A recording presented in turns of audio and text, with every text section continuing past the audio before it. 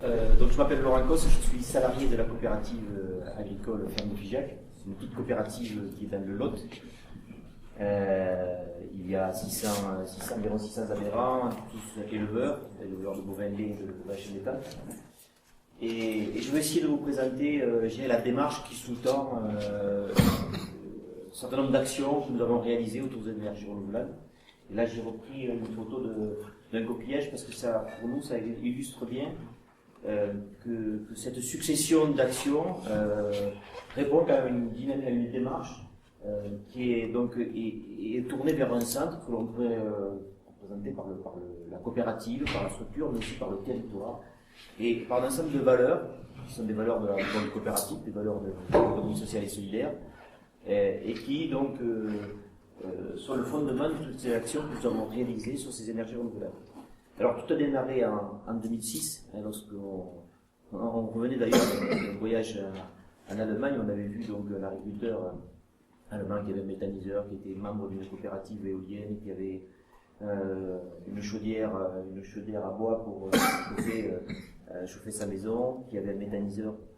Et donc on s'est dit, mais chez nous, on a pareil, on a des bâtiments agricoles, on a cette ressource biomasse, et qu'est-ce qu'on peut faire? Toujours dans l'idée d'essayer de trouver des diversifications de revenus à nos adhérents.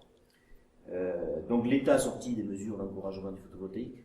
À cette époque, le photovoltaïque était très cher, équiper un bâtiment agricole, ce qui est 500-600 000 euros.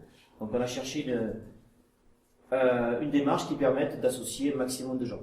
Et donc c'est ainsi qu'on a accompagné tout un projet qui s'appelle le projet SAES, c'est l'agriculture et l'énergie solaire, qui concerne l'équipement de près de 200 bâtiments agricoles et donc où sont associés 105 agriculteurs pour un investissement total de 34 millions d'euros. Donc c'était pas rien en 2007-2008. Et donc l'idée est simple, c'est-à-dire que là, les agriculteurs propriétaires des bâtiments, ils mettent en fonds propres 20% de l'investissement dans cette structure, et cette structure va aller chercher les capitaux pour financer le reste. Pour mettre les 20%, les agriculteurs ont emprunté auprès de leurs banques traditionnelles. Donc au total, en fait, le projet a été financé à 100% par les banques. Et ça a permis d'associer des gens qui n'avaient pas les ressources ou capacités financières pour bénéficier de cette nouvelle technologie. L'autre intérêt, c'est que ce projet est excessivement sécurisé parce que tout est mutualisé. C'est les coûts de raccordement, que les coûts de maintenance, que les coûts d'assurance, etc. Et donc, est retourné aux associés le reste de la vente de l'électricité, moins de maintenance, moins des charges. On a fait très vite un constat que les prévisionnels qu'on avait réalisés étaient en fait excessivement prudents. Et donc les premières productions nous ont dit que ça allait marcher. Et donc on s'est très vite posé la question, qu'est-ce qu'on va faire de cet excès de trésorerie qui va être généré par le projet? Est-ce que ça revient directement aux agriculteurs, aux 100 agriculteurs concernés par ce projet, ou est-ce qu'on utilise ce financement, cette disponibilité financière pour initier d'autres actions sur le territoire? Et là, la question, c'est pas rester posée longtemps, donc très vite, les agriculteurs responsables de ce projet ont dit, on va utiliser cette ressource supplémentaire pour initier de nouvelles actions sur les énergies renouvelables et permettre à d'autres agriculteurs qui n'avaient pas pu être associés au premier projet de bénéficier de tout ça. Donc en gros, la coopérative a bénéficié, première décision, d'un contrat de maintenance un peu privilégié par rapport au marché, donc ce qui a permis de constituer ce qu'on appelle aujourd'hui un service énergie, qui travaille sur d'autres secteurs d'activité que le photovoltaïque. Et d'autre part, on dispose de fonds, puisque en fait, l'excès de trésorerie qui est apparu, il y a un tiers qui a été redistribué immédiatement aux agriculteurs, actionnaires, un autre tiers qui a été mis de réserve, on ne sait jamais, il peut y avoir des choses compliquées, et un dernier tiers pour financer du développement de projets ENR. Bon, voilà, je n'aurai pas le temps de développer ce qu'on fait sur le bois énergie, mais voilà, c'est typiquement une filière qui est soutenue par les financements dégagés par ce premier projet photovoltaïque.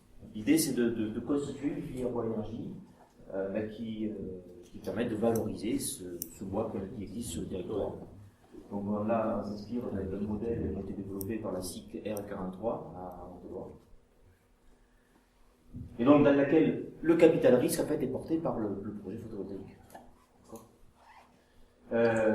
En éolien, donc on a réalisé donc un partenariat avec la société Valorem, un projet important, éolien océan, donc de 14 MW, cette éolienne de 2 MW. Alors c'est vrai qu'en 2009, on a vu arriver sur le territoire Valorem, qui est en train d'étudier le développement d'un projet, et on est allé les voir pour leur demander s'ils acceptaient le principe d'une participation locale, une participation citoyenne.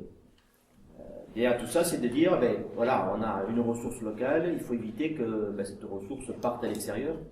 Et c'est vrai que ce matin, c'est pas paru dans le débat, mais les énergies renouvelables, c'est quand même des financements importants. Et on le voit bien dans le photovoltaïque aujourd'hui, c'est aussi l'occasion pour des fonds d'investissement de rentrer là-dedans. Et pour nous, c'est important de trouver des mécaniques qui permettent aux citoyens d'être partie prenante dans ce projet.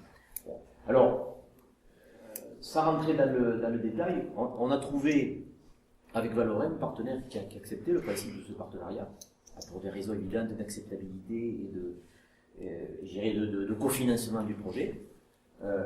Et on a signé avec eux un pacte d'associés en décembre dernier.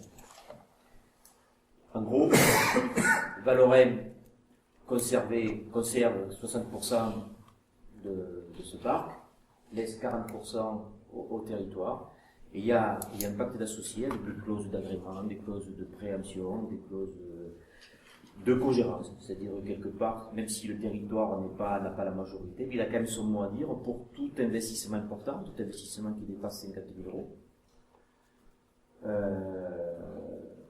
Donc voilà, après, qu'est-ce qu'on peut dire? On peut dire que tout le montage a été réalisé sur un business plan prévisionnel, un TRI de 11% à 25 ans, mais une garantie de rentabilité durant la période d'achat, qui a permis de dire aux habitants, voilà, vous allez placer votre trésorerie, mais avec votre épargne, mais avec une certaine sécurité. Donc nous avons lancé cette collecte d'épargne, cette information auprès des habitants du territoire. Et là encore, je dirais, la structure photovoltaïque a permis de décoincer un sacré problème, puisqu'en fait, l'accord passé avec Valorem nous exigeait de verser, de mettre sur la table 2 millions d'euros en décembre dernier. Mais ces 2 millions d'euros, la banque n'a pas voulu nous les prêter, faire un pré-relais temporaire, là on avait collecté cette épargne. Et donc c'est la trésorerie de la structure photovoltaïque qui a permis de passer ce pacte avec Valorem. Et donc après on est rentré dans une démarche de collecte d'épargne. Il était prévu que les habitants, il y a environ 1 million d'euros sur pour la société SAS qui a été spécialement créée pour porter la participation locale, qui s'appelle Ségala Avenir. Et en fait, après 3 mois de collecte, à la place d'obtenir 1 million d'euros, on a obtenu 2,3 millions et 185 personnes qui ont participé, qui souhaitaient participer sur ce projet. Donc il a fallu prendre des décisions. On a décidé donc de baisser la participation de chacun de 35% pour permettre à un maximum de monde de participer. Et donc aujourd'hui, les habitants représentent 1,4 million sur de capital dans cette société Ségala Avenir. Petit point de détail qui est important à nos yeux, c'est-à-dire que ce projet a permis à des jeunes qui n'ont pas forcément beaucoup d'épargne de participer. Puisque la démarche collective grâce à cette démarche collective, on a pu négocier auprès de la banque locale des conditions intéressantes pour ces jeunes, donc des conditions de crédit, qui leur ont permis de participer et de mettre un peu d'épargne dans ce projet. En gros, ils ont emprunté autour d'un million avec 1,8% d'intérêt sur 15 ans. Et avec cet argent, ils ont pu participer. C'est intéressant, puisque en fait, ces projets d'énergie renouvelable, ils sont quand même faits pour durer dans le temps. Donc voilà, après j'ai été censuré avec une dernière diapositive parce que je... voilà. Je crois que le reste, c'est plus très... Non, non, je voulais simplement dire qu'on a d'autres projets actuellement en cours. On travaille, on va essayer de travailler sur la rénovation énergétique, toujours avec la même logique. On propose ces jours-ci, à l'occasion de la foire exposition de Figeac, le concept d'une cabane énergie, une petite cabane de jardin qui associe une architecture traditionnelle, du bois local, des panneaux photovoltaïques ou des panneaux thermiques, et qui est destiné à des particuliers ou à des agriculteurs pour compléter soit faire une annexe d'habitation, un logement, soit un garage, soit un atelier. Et puis on est en train d'imaginer aussi un projet sur Madagascar autour des énergies renouvelables. Dans le cadre d'une coopération décentralisée pour vous intéresser, parce que on considère très important ces échanges de relations et de partenariats avec aussi ces agriculteurs de ces zones-là. Voilà. Merci beaucoup pour cette précision.